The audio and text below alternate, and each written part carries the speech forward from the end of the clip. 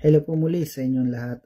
Ito po ang third video ko na kung saan ay muli tayong magbubulay-bulay sa salita ng Diyos. Bago nga lahat,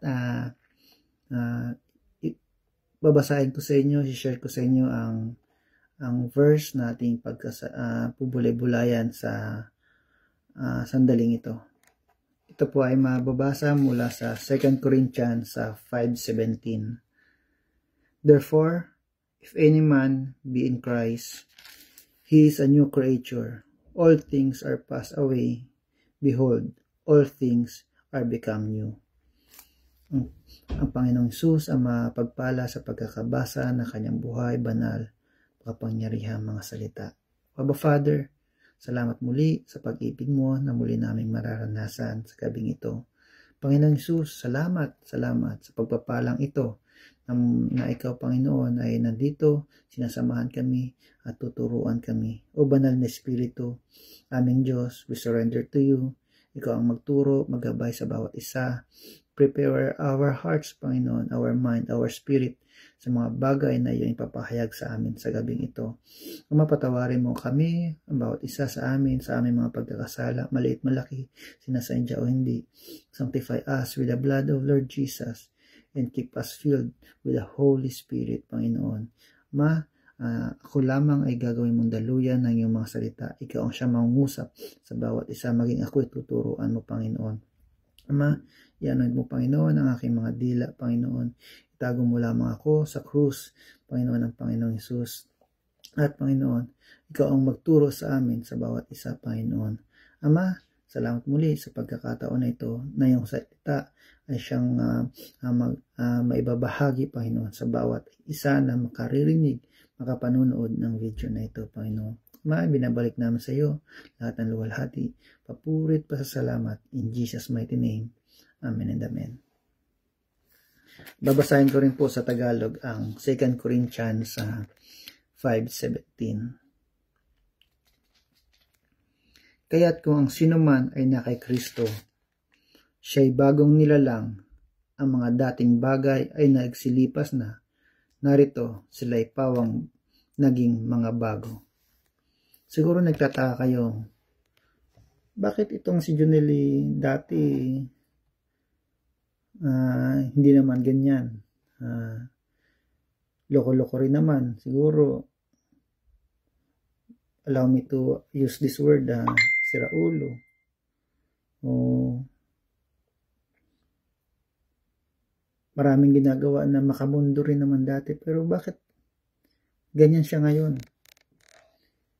Siguro sa mga katrabaho ko dati dyan sa Pilipinas, maging mga kamag-anak ko, pinsan ko, mga tiyahin ko, mga kapitbahay ko, siguro nagtataka, why all of a sudden si Junelys hindi nagganyan, hindi na namin siya nakakausap ng ng dating kabiruan na ngayon, kung magano siya, puro si Jesus.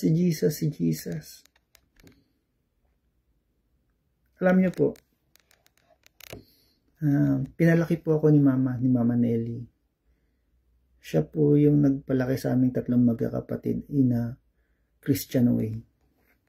Mula bata, dinadala niya na kami sa mga sa church, sa Christian church, sa mga born again church. Nag-attend kami ng mga Sunday school pag Sunday na dinadala niya kami sa mga Sunday service.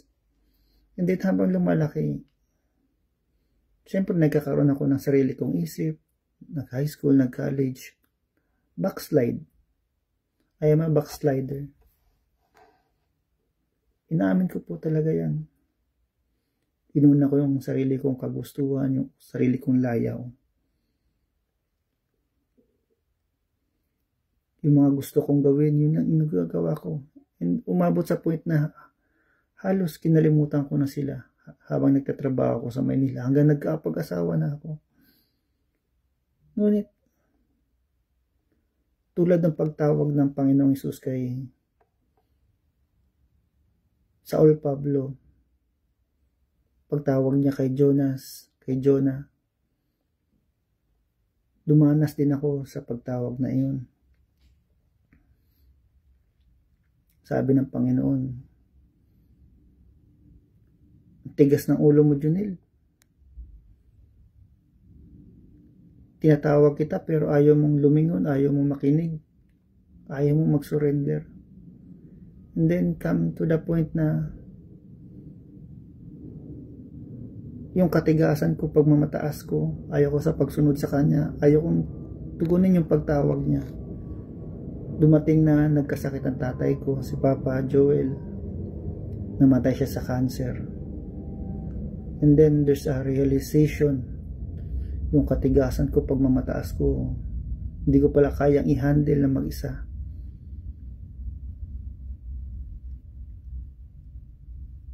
At sa isang linggo na yun na funeral,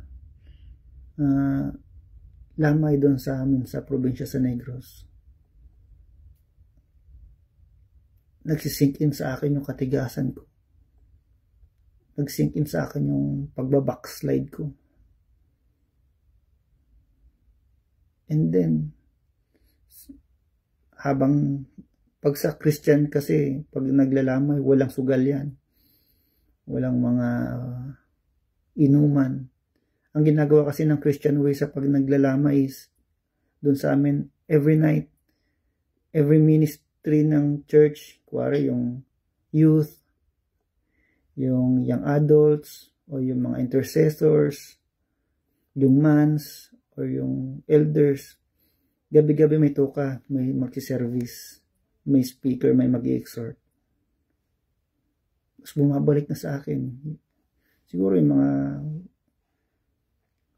kinalikihan ko simula ng pagkabata, bakit iniwan ko yung maraming taon na sana yung mga brothers and sister ko sa church is naranasan ko rin sana yung mga taon na yun na umiwas ako, parang prodigal son.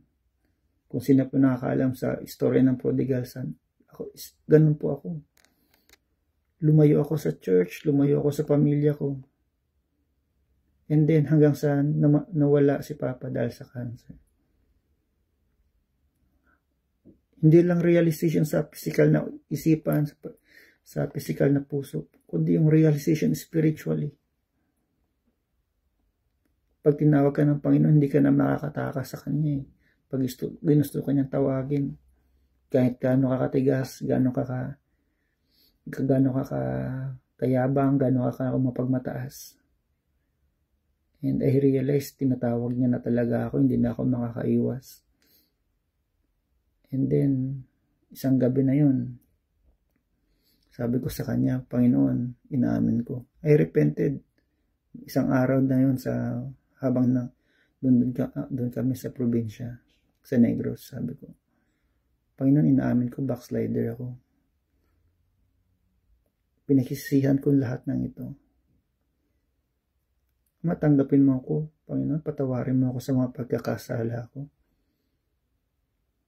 And that night, alam ko totoo na yung paghingi ko ng kapatawaran. Sabi ko, gusto ko ng tikilikuran, lahat ng ginagawa kong kamunduhan, kasalanan, yung mga hinuhold ko na kasalanan na ayaw kong bitawan kasi para sa akin masarap.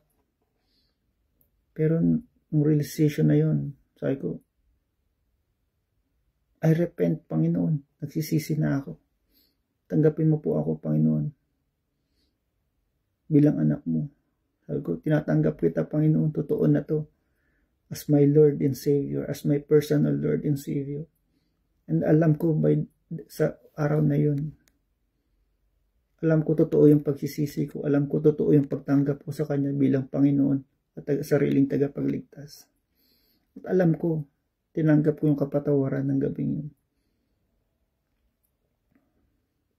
Sa span ng isang linggo na yun, ang daming nangyari sa akin spiritually.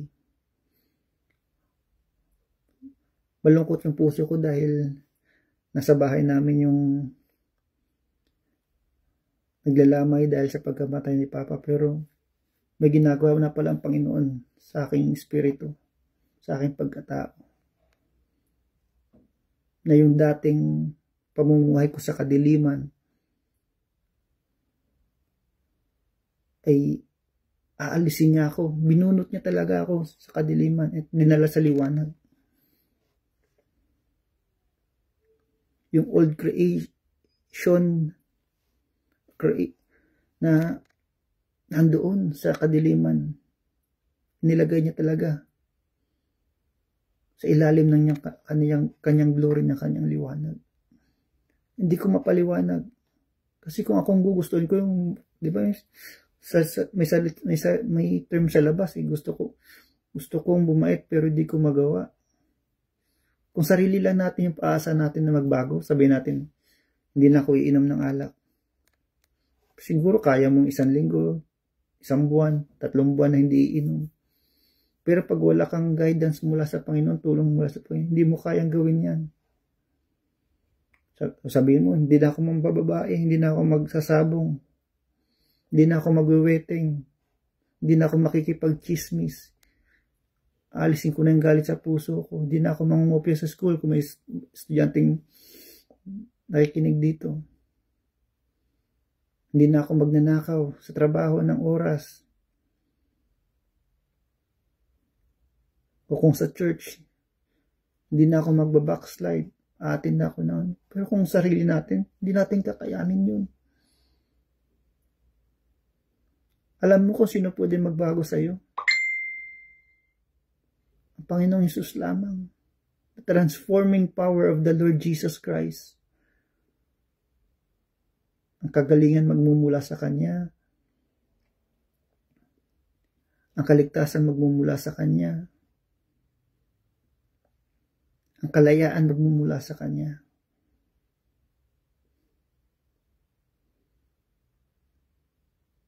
Kaya ngayon nagtataka kayo, bakit ganito ako? Alam niyo po ba yung Facebook ko dati? 2,000 friends yan. Siguro, sorry sa mga, siguro baka may mga panood dito dati, friends ko sila sa Facebook. Ngayon hindi na. 2 to 3 years ago, yung 2,000 friends na yun, lahat pinag-delete ko muna. Kasi gusto ko nga sanang mawala muna yung Facebook eh. Pero kailangan ko dahil may trabaho ako. Natira lang sa Facebook friends ko, mga katrabaho ko lang. And inner circle ko, yung mga kapamilya ko lang. Pero nagtataka, kahit yung mga katrabaho ko siguro, bakit ganito na si Junil dati? Puro kalokohan yung pinapost niya, puro Bible verse. Sasabihin ko to sa inyo. Dahil isinuko ko na yung buhay ko sa Panginoong Hesus. Isinuko ko na ang buhay ko sa Kanya. I decided to follow Jesus. There's no turning back. Pag nag-repent ka, ang turn mo is 180 degrees, hindi 130, hindi 360 degrees. Kasi pag, kuwari, diyan, sa mga mag-asawa, kung may makakarinig nito, makakapanood, sabihin mo sa asawa mo, hindi na ako iinom. Mahal, hindi na ako mambababae, commander. Iwasan ko ng sugal. Sabihin mo sa asawa mo. Pero mahirap panindigan yan pag wala kang Kristo sa puso mo. Alam niyo po, kung gusto niyo talaga na magbago, repentance talaga po. Iba kasi yung pag-amin, iba pa yung repentance, mas malalim yun. In a Christian way. Kasi normal sa tao yung matigas yung puso eh. Lalo na pag hindi mo pa kilala ang Panginoon Hesus. Kapag mataas ka pa, mayabang ka pa. Akala mo lahat ng ginagawa mo walang kabayaran. But the wages of sin is death.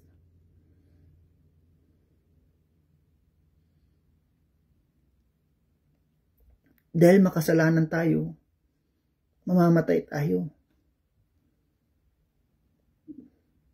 Pero kung mamamatay man ang physical na lupa natin, physical na katawang lupa natin. Pero kung i-receive natin ang Panginoong Hesus, physical na katawan na natin ang mamamatay. Yung espiritu natin patuloy na mabubuhay.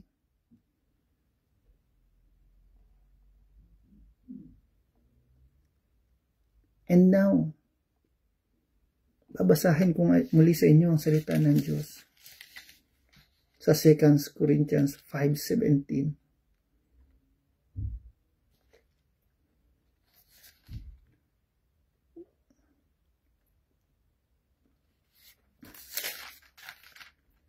Therefore, if any man be in Christ, kaya't kung sino man ay na kay Kristo, kung sino man ay na kay Kristo, he is a new creature. Siya'y bagong nilalang. Kung na kay Kristo ka na, bagong nilalang ka na. Yung old Jonel na kilala nyo dati na kasama nyo sa kalokohan sa trabaho, yung old Jonel na pinsan nyo, na alam nyo, yung baho, yung old Jonel na pamangkin nyo, na alam nyo na hindi naman ganito dati. For I know I am with Christ now. I am a new creature now. Old things are passed away. Ang mga dating bagay ay nagsilipas na. Dati ko na yun, old ways ko na yun, ayoko nang balikan yun. Pag nare-realize ko, bakit ganun ginagawa ko dati? Minsan may panginginig ka, bakit? Ako hindi ko na masikmura. Sabi dito, all things are passed away. Behold, all things are become new. Narito, siya'y pawang naging mga bago. New creator na. Kayo po ba mga kapatid, mga katupa? Hindi pa ba kayo nagsasawa sa pag-hold nyo sa inyong mga kasalanan? Sa panginginom, araw-araw iinom, araw-araw magsisigarilyo. Kung sinasabi nyo, sigarilyo lang naman to eh. Hindi to makakapatay sa akin. Sabihin nyo na, pag ang sigarilyo, hindi pwede sa batang maliit. Naninigarilyo ka, kuwari tatay ka eh. Lalayo ka sa anak mo maliit kasi alam mong hindi maganda sa kalusugan. Kasi kung maganda sa kalusugan yan, di pwede ka mag-use katabi ang anak mo. The mere fact na naninigarilyo ka, nagbe-vape ka na malayo sa anak mo, alam mong hindi maganda sa kalusugan yan. Pero pinapanindigan mo kasi kagustuhan na ng pisikal na katawan mo yan. Yung panginginom mo, pag-iinom mo ng alak araw-araw. Gusto mong panindigan yung pag-inom mo araw-araw. Kung alam mong tama yan, gagawin mo. Willing ka bang gawin yan sa harapan ng anak mo na maliliit? Na yan ang makikita nila sa paglakbo. O yung pambababae mo, nasasaktan mo ang asawa mo, nakikita ng mga anak mo na nasasaktan ang inay nila dahil sa pambababae mo.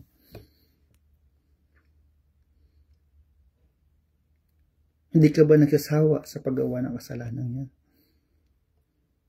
O yung lalaki ka, nakikiapad ka sa kapwa lalaki mo, o babae ka, nakikiapad ka sa kapwa babae mo. Nakikita mo nasasaktan ang mga magulang mo. Hindi ka ba nasasaktan sa puso mo na nasasaktan mo ang magulang mo?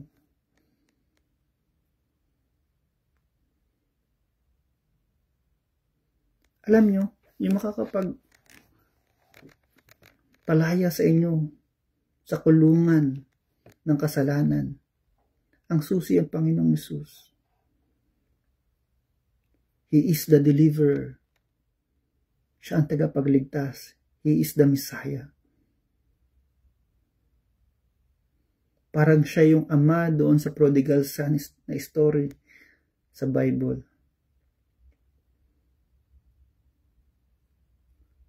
Na willing siyang yakapin ka with open arms doon sa oras na muli kang babalik sa Kanya. Kung gusto mo maging new creature muli, balik lang kapatid, balik lang. Repent. Repent. Pagsisihan mo ang pinakamaliit, pinakamalaki, nalalaman o hindi, sinasadya o hindi ng mga kasalanan mula pagkabata hanggang sa sandaling ito. Alam mo sa sarili mo kung anong kasalanan mo na ginawa. Ilabas mo ito, release mo to sa Panginoon. Sabihin mo, Panginoon, ito ang kasalanan ko. Patawarin mo po ako. Pumasok ka sa puso ko. Baguhin mo ako. Tinatanggap kita na Panginoon at tagapagligtas ko. Make me a new creature. Alisin mo ako sa makamundong kasalanang ito. Palayain mo ako. And you will experience the peace, the deliverance, yung comfort,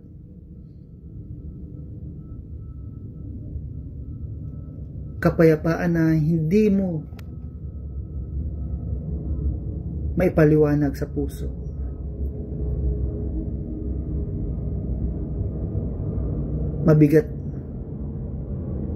Mabigat talaga mamuhay sa kadiliman sa pagkakasala. Mahirap iwanan ang pambababae, ang mga bisyo, inom, sugal, sigarilyo, panonood ng porn, marami pa. Mahirap bitawan yan.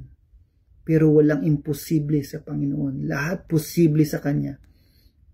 Kung willing ka na, kung willing kang maging bagong nilalang. Hindi lamang para sa sarili mo ang pagbabagong yan. Para yan sa asawa mo, para yan sa mga anak mo na lalaki, para yan sa magulang mo na nasaktan mo, para yan sa mga kapatid mo. Pag nakita nila ang pagbabago sa buhay mo, lahat ng yun ay mawawala. Yung kabigatan din nila ay mawawala. Mapapalitan din ang kagaanan. And now, if the Word of God touches your heart, kung binasag ng Panginoon ngayon ang katigasan mo, ang pagmamataas mo, so be it. Ibig sabihin nun, nangusap sa iyo ang banal na Espiritu. Ibig sabihin nun, tinatawag ka ngayon ng Panginoong Hesus sa kanyang pastulan. Ibig sabihin nun, ng salita ng Diyos amang makapangyarihan sa lahat ay tumarak sa puso mo. At ibig kanyang magbago para sa kanyang pangalan.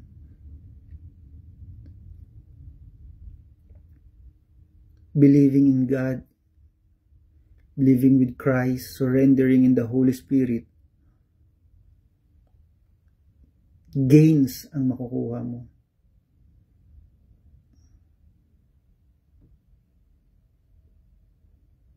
Sana tumimo ito sa inyong puso, mga kapatid, mga katupa. At kung kayo naramdaman nyo ang pagkilos, alam ko naramdaman nyo ang pagkilos ng Banal na Espiritu sa pakikinig ng salitang ito. Samahan niyo po ako sa pananalangin. Una, ako susunod kayo sa panalangin ko. Tinatawag namin itong the sinner's prayer or acceptance prayer. And then after nun, ako naman nanalangin for the closing prayer. Tayo po ay pumikit. Surrender our lives to Jesus. Pumikit tayo, yumukod. Sumunod po kayo sa panalangin na ito. Panginoong Hesus, inaamin namin ang aming mga pagkakasala. Inaamin namin na hindi namin kayang iligtas ang aming mga sarili. Inaamin namin ang aming mga kasalanan mula aming pagkabata hanggang sa sandaling ito. Patawarin mo po kami, Panginoong Hesus. Dinisin mo po kami ng iyong dugo na tumigis mula sa krus ng Kalbaryo. Kinikilala namin na ika'y namatay sa krus upang matanggap namin ang kaligtasan. Ika'y nabuhay ngang muli at napasalangit at naupo sa kanang bahagi ng Diyos Amang makapangyarihan sa lahat. Ama, Panginoong Hesus, pumasok ka sa aming puso, sa aming buhay, at sa aming paghayo ngayon dito sa mundong ibabaw. Samahan mo po kami at gabayan na kami ay kumilos in Christ likeness at hindi na namin balikan ang aming mga old ways, kundi kami ay mamuhay na ngayon as a new creature. Ama, salamat. Isulat mo po, Panginoon, ang aming mga pangalan sa aklat ng buhay.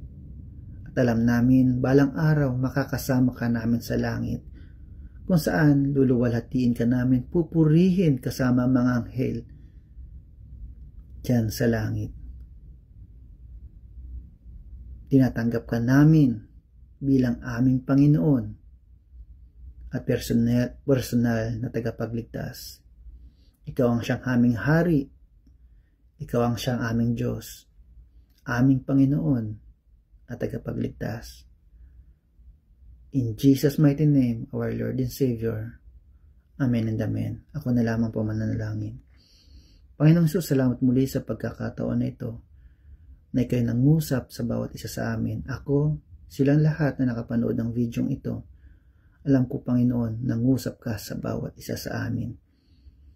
Ama, nais nga namin na kami, Panginoon, ay maging bahagi nga, Panginoon, sa looban ng iyong pastulan. To be with you, our Christ. To be a new creature, Panginoon. Na iwan namin ang aming mga old ways, Panginoon. At maging bagong nilalang, Panginoon. Para sa kalulugod, Panginoon. Sa ikaluluwalhati na iyong banal buhay na pangalan nga, Panginoon. Makapangyarihang pangalan, Panginoon. Ama, salamat muli. Ang iyong mga salita, Panginoon, itimo mo, Panginoon, sa pinakamalalim na bahagi ng aming puso at isipan. Aming isipamuhay sa araw-araw, aming ibahagi, Panginoon, sa aming kapwa. And may the love of the Father, the blessing of the Son, and the sweet fellowship of the Holy Spirit be upon us, now and forever. Truly goodness and mercy shall follow us all the days of our lives, and we will dwell in the house of the Lord forever. In Jesus' mighty name, our God and Savior, our Lord and Savior, our Shepherd, Panginoon, our King, our Prince of Peace. Ama, salamat. I love you, Abba Father. I love you, Jesus. I love you, Holy Spirit. Sa iyo, Panginoon. Sa iyo ang lahat. Sa iyo ang lahat. Ang ibig mo lamang ang siyang maganap sa bawat isa. In Jesus' mighty name, ang aming personal na Panginoon at tagapagligtas. Amen and amen. Bye-bye po. God bless you all. See you again next week. Bye-bye, mga katupa.